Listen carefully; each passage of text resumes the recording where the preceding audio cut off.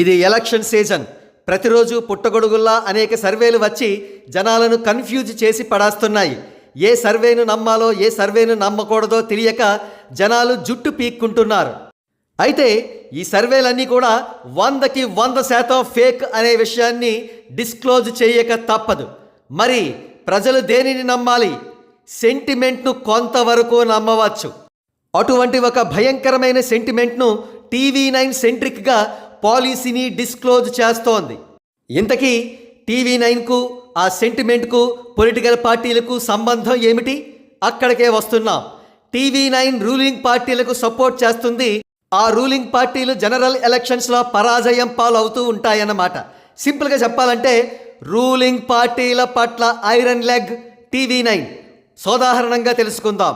TV9 పుట్టిన తర్వాత 2009, 2014 general ఎలక్షన్స్లో న్యూట్రల్గా ఉంటూ ఏ పార్టీకి స్టాండ్ తీసుకోలేదు. కానీ 2019 జనరల్ ఎలక్షన్స్కు ముందు రవిప్రకాష్ నేతృత్వంలో టీడీపీ స్టాండ్ తీసుకుంది TV9.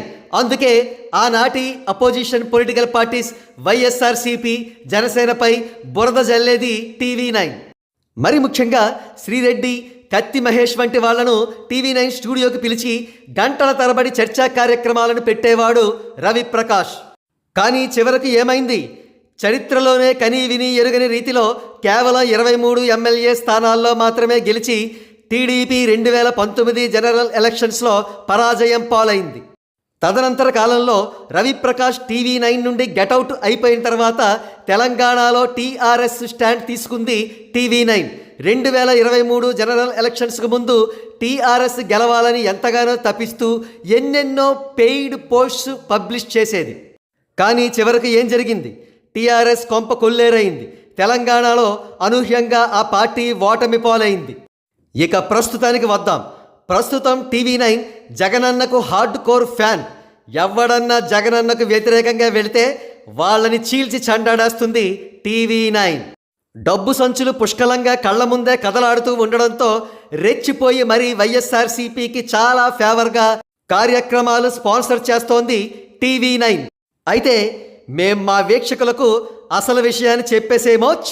TV9 ఒక భయంకరమైన ఐరన్ లెగ్. ఎవరి పాలిటంటే రూలింగ్ పొలిటికల్ పార్టీస్ పట్ల. సో వైఎస్ఆర్సీపీకి ఎంత అద్భుతమైన పబ్లిసిటీ TV9 ఇచ్చుకుంటే వైఎస్ఆర్సీపీ పరాజయం కూడా అంత ఘోరంగా ఉండబోతోందన్నమాట. చూద్దాం ఈ సెంటిమెంట్ నిజం అవుతుందో లేదో జూన్ 4 వరకు వేచి చూద్దాం.